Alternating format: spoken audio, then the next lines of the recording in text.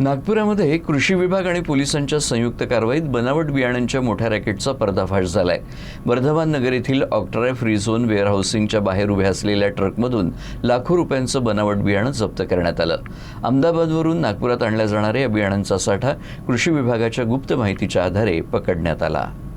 कृषी विभागाच्या गुणवत्ता नियंत्रण निरीक्षक रीना डोंगरे यांना माहिती मिळाली होती की अहमदाबादहून मोठ्या प्रमाणात बनावट बियाणं नागपूरला आणलं जात आहे। या माहितीच्या आधारे विभागाच्या पथकानं वर्धमान नगर येथील गोदामाबाहेर सापळा रचला।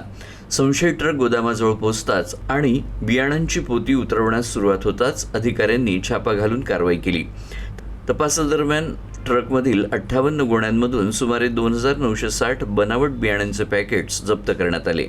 प्राथमिक तपासात ही बियाणं सुकून प्रायव्हेट लिमिटेड या अहमदाबाद स्थित कंपनीकडून पाठवण्यात आल्याचं समोर आलंय।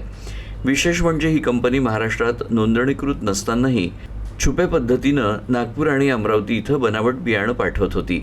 या कारवाईत ट्रकसह तब्बल 52 लाख रुपयांचा मुद्देमाल जप्त करण्यात आलाय। ही खेप गुजरातमधील जनप्रिया ट्रान्सपोर्टच्या माध्यमातून पाठवण्यात आली होती।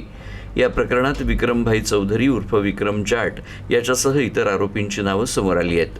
3 दिवसांपूर्वी पुलगाव इथंही याच कंपनीची बनावट बियाणं पकडण्यात आली होती। त्याच तपासातून मिळालेल्या माहितीच्या आधारे नागपुरात ही मोठी कारवाई करण्यात आली।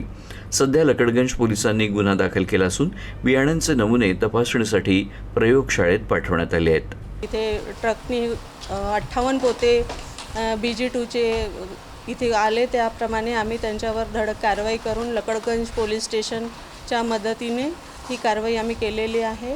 यामध्ये आम्ही 58 बॅग ज्याच्यात आम्हाला 2907 पॅकेट BG2 बियाण्याचे सापडलेले आहेत, त्याचे आम्ही नमुने घेतलेले आहेत आणि त्यासोबतच आम्ही जे वाहतूक करणारा ट्रक होतं ज्याची आम्ही अंदाजित किंमत 25 लाख रुपये गृहीत धरलेली आहे, त्याला पण आम्ही जप्त केलेला आहे। असा एकूण मुद्देमाल आम्हाला 51 लाखाचा इथे सापडलेला आहे। तर त्याचे जे बियाणे सॅम्पल आम्हाला इथे आढळलेलं आहे त्याचे आम्ही सॅम्पलिंग केलेलं आहे आणि ते आम्ही नागपूर बीज परीक्षण प्रयोगशाळा इथे तपासणीला पाठवणार आहे।